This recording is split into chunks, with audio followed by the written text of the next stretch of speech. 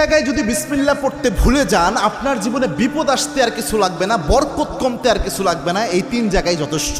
খুব মারাত্মক একটা বিষয়। বিসমিল্লাহ তো মোটামুটি সব ভালো কাজের শুরুতেই পড়া হয়, তবে সব জায়গায় ভুলে গেলে ওই 3 জায়গায় মিনিমাম ভুলা উচিত নয়। তার মধ্যে 1 নাম্বার যেটা, এটা আমি সবচেয়ে গুরুত্বপূর্ণ মনে করি, সেটা হচ্ছে বর্তমান পরিস্থিতিতে, এটা হচ্ছে আপনার বাথরুমে প্রবেশের শুরুতে বিসমিল্লাহ পড়া। অনেকে বলতে পারেন, হুজুর বাথরুমে ঢুকবেন আবার বিসমিল্লাহ কিভাবে?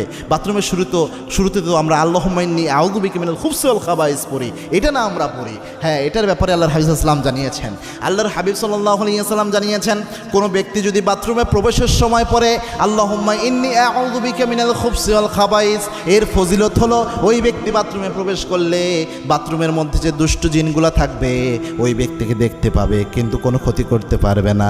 কিন্তু কোনো ব্যক্তি যদি বিসমিল্লাহ লাগিয়ে দিতে পারে, বিসমিল্লাহি আল্লাহুম্মা ইন্নী আউযু বিকা মিনাল খুবসি ওয়াল খাবাইস, এই বিসমিল্লাহ সহ যদি দোয়াটা পড়তে পারে,